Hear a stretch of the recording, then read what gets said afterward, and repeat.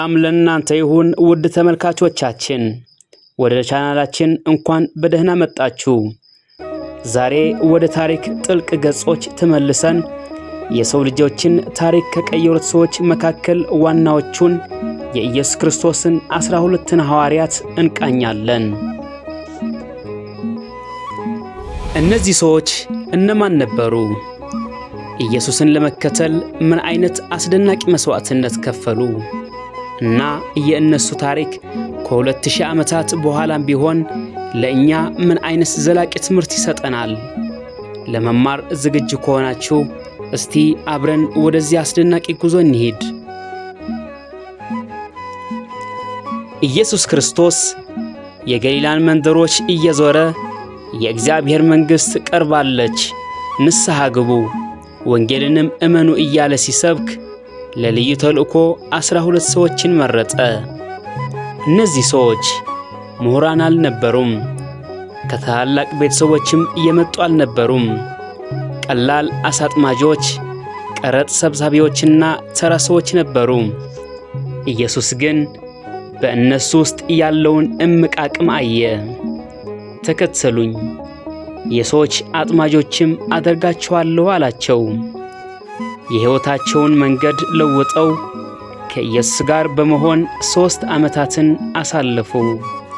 ተአምራቱን ተመለከቱ፣ ትምህርቶችንም ሰሙና ራሳቸው ተአምራትን የማድረግ ሥልጣን ተሰጣቸው። ከኢየሱስ ሞትና ትንሣኤ በኋላ በመንፈስ ቅዱስ ተመልተው ዓለምን የመለወጥ ኃላፊነት ተጣለባቸው። እነዚህ ሰዎች እነማን ነበሩ? እስቲ እያንዳንዳቸውን በዝርዝር እንመልከት። የመጀመሪያውና በጣም ታዋቂው ጴጥሮስ ነው። ስሙ ስምዖን ሲሆን ኢየሱስ ግን አለት የሚል ትርጉም ያለው ጴጥሮስ የሚል ስም ሰጠው። ጴጥሮስ የሐዋርያት መሪ፣ ደፋርና ቀናተኛ ግን አንድ ጊዜ ግልፍተኛና ፈሪ ነበር። ኢየሱስን በቁርጠኝነት እንደሚከተል ቢናገርም በፈተና ወቅት 3 ጊዜ ክዶታል። ሆኖም ከትንሣኤ በኋላ ኢየሱስ መልሶ አጽንቶታል። እናም ጴጥሮስ የቤተ ክርስቲያን ምሰሶ ሆነ። በጴንጤቆስጤ ዕለት በሺዎች የሚቆጠሩ ሰዎችን ወደ እምነት መርቷል። ብዙ ተአምራትንም አድርጓል። በመጨረሻም በሮም በሰማዕትነት ሞተ። ከጌታው ጋር እኩል ላለመሞት ሲል ተገልብጦ እንዲሰቀል ጠይቋል። የእሱ ታሪክ የንስሐን፣ የይቅርታንና የእግዚአብሔርን ጸጋ ኃይል ያሳያል። ሁለተኛው እንድርያስ። የጴጥሮስ ወንድም እንድርያስ ደግሞ የመጀመሪያው የኢየሱስ ደቀ መዝሙር ነው።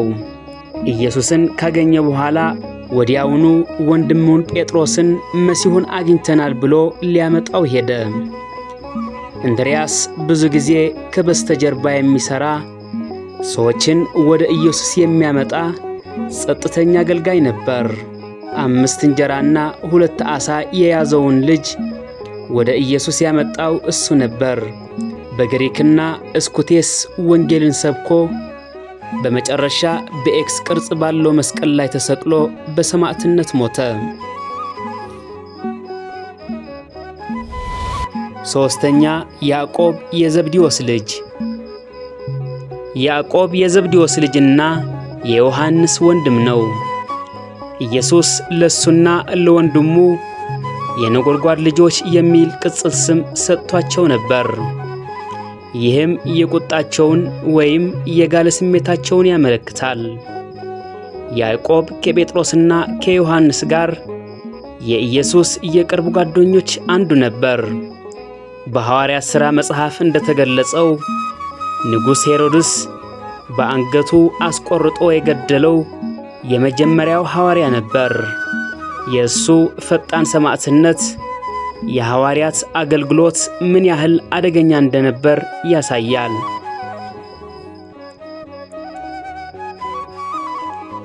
አራተኛ ዮሐንስ የዘብዴዎስ ልጅ። የያዕቆብ ወንድም ዮሐንስ ኢየሱስ ይወደው የነበረው ደቀ መዝሙር በመባል ይታወቃል። በኢየሱስ ደረት ላይ ተጠግቶ የተቀመጠው እሱ ነበር። ከሐዋርያት መካከል በኢየሱስ መስቀል ስር የቆመ ብቸኛው ሐዋርያ ሲሆን ኢየሱስም እናቱን ማርያምን እንድትንከባከብ አደራ ሰጥቶታል። ዮሐንስ አራተኛውን ወንጌል፣ 3 መልእክቶችንና የራእይ መጽሐፍን ጻፈ። ከሐዋርያት መካከል በተፈጥሮ ሞት የሞተ ብቸኛው ሐዋርያ ሲሆን በሮማውያን ስደት ወቅት ወደ ፓትሞስ ደሴት ቢሰደድም በዚያም የራእይን መጽሐፍ ጻፈ። የእሱ ትምህርት በፍቅር በእውነትና በዘላለም ሕይወት ላይ ያተኩራል።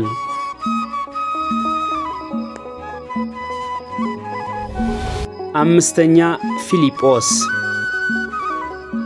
ፊልጶስ ከገሊላዋ ቤተሳይዳ የመጣ ሲሆን እንድርያስና ጴጥሮስም ከዚያው ነበሩ። ኢየሱስ ተከተለኝ ሲለው ወዲያውን ታዘዘ። ፊልጶስ ተግባራዊ ሰው የነበረ ቢሆንም አንዳንድ ጊዜ ጥያቄዎችን ይጠይቅ ነበር። ለምሳሌ ኢየሱስ ብዙ ሰዎችን እንዴት መመገብ እንደሚችል ሲጠይቀው ፊልጶስ የገንዘብ እጥረትን ተናግሯል። ነገር ግን ሰዎችን ወደ ኢየሱስ በማምጣት ረገድ ንቁ ነበር። ናትናኤልን ወደ ኢየሱስ ያመጣው እሱ ነበር። በሰሜርና በሰማዕትነት እንደሞተ ይታመናል። አንዳንዶች በመስቀል ላይ እንደተሰቀለ ይናገራሉ። ስድስተኛ በርተሎሜዎስ። በርተሎሜዎስ ናትናኤል በመባልም ይታወቃል። ኢየሱስ ተንኮል የሌለበት እውነተኛ እስራኤላዊ ሲል የገለጸው ሰው ነው። ፊልጶስ ኢየሱስን እንዳገኘ ሲነግረው ናትናኤል መጀመሪያ ላይ ከናዝሬት መልካም ነገር ሊወጣ ይችላልን ብሎ ተጠራጠረ። ነገር ግን ኢየሱስ ከበለስ ዛፍ በታች ሳለህ አየሁ ሲለው ናትናኤል ወዲያውን አመነ። ወደ ህንድና አርሜንያ ወንጌልን እንደሰበከ ይታመናል። በአርሜንያ ቆዳው ተገፎ በሰማዕትነት ሞተ። የእሱ ታሪክ ከጥርጣሬ ወደ እምነት የሚደረገውን ጉዞ ያሳያል። ሰባተኛ ቶማስ። የማያምን ቶማስ በመባል የሚታወቀው የኢየሱስን ትንሣኤ እስከ ነካካ ድረስ ለመቀበል ፈቃደኛ አልነበረም። ጣትን ወደዚህ አምጣና እጆቼን እይ፣ እጅህንም አምጣና ወደ ጎኔ ክተት፣ የማታምን አትሁን የሚያምን እንጂ ሲለው ኢየሱስን የመጣለት። ቶማስም ጌታዬና አምላኬ ብሎ መለሰ። ነገር ግን ይህንን ጥርጣሬ ካለፈ በኋላ በታሪክ ከትላላቅ ሚስዮናውያን አንዱ ሆነ። ወደ ህንድ በመጓዝ ወንጌልን ሰብኮ በዚያው በሰማዕትነት ሞተ። የህንድ ክርስትና መሠረት በእሱ እንደተጣለ ይታመናል።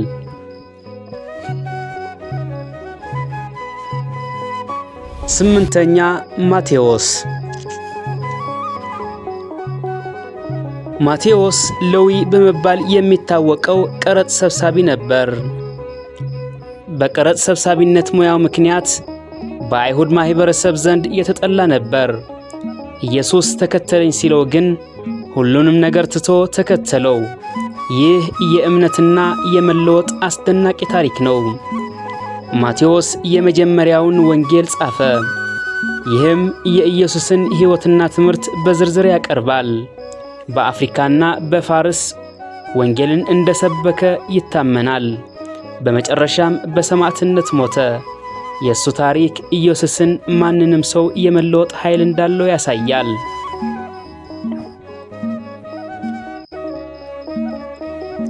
ዘጠነኛ ያዕቆብ።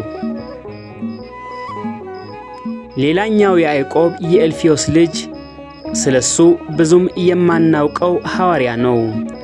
አንዳንዶች ትንሹ ያዕቆብ ብለው ይጠሩታል። ከሌላኛው ያዕቆብ ለመለየት ምንም እንኳን በወንጌላት ውስጥ ብዙ ባይጠቀስም እሱ የኢየሱስ ታማኝ ተከታይ ነበር። ስለ አገልግሎትና ሞቱ ብዙ የታሪክ መረጃ ባይኖርም በግብፅ ወንጌልን ሰብኮ በሰማዕትነት እንደሞተ ይታመናል።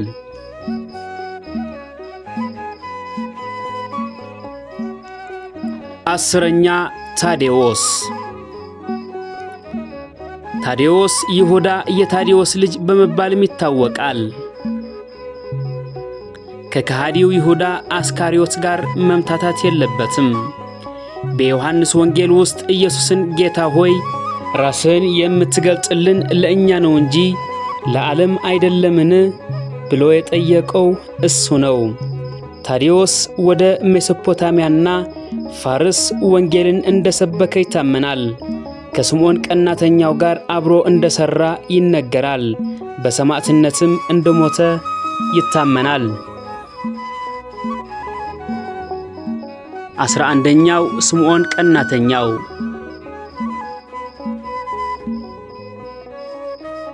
ስምዖን ቀናተኛው ከቀናተኞች ቡድን የመጣ ነበር። ቀናተኞች በሮማውያን አገዛዝ ላይ የቆመ ብሔርተኛ አይሁዶች ነበሩ። ኢየሱስ እንዲህ ያለውን ሰው ወደ ደቀ መዛሙርቶቹ ማካተቱ ወንጌልን ሁሉንም አይነት ሰዎችን አንድ የማድረግ ኃይል እንዳለው ያሳያል። ስምዖን ወደ ፋርስና ግብፅ ወንጌልን እንደሰበከ ይታመናል። በመጨረሻም ከታዴዎስ ጋር በሰማዕትነት ሞተ። 12ኛ ይሁዳ። የመጨረሻውና በጣም አሳዛኝ ታሪክ ያለው ይሁዳ አስካሪዮት ነው። እሱ የ12ቱ ገንዘብ ያዥ የነበረ ሲሆን በመጨረሻም ኢየሱስን በ30 ብር አሳልፎ ሰጠ። የይሁዳ ድርጊት የክህደት ምልክት ሆኖ በታሪክ ውስጥ ቀርቷል። በኋላም በድርጊቱ ተጸጽቶ ራስን አጠፋ። የይሁዳ ታሪክ የነፃ ምርጫን፣ የኃጢአትን አጥፊነትና የንስሐን አስፈላጊነት ያሳያል። ከኢየሱስ ሞት በኋላ ማቲያስ በተባለ ሌላ ሐዋርያ ተተካ። ከኢየሱስ ሞት በኋላ ማቲያስ በተባለ ሌላ ሐዋርያ ተተካ።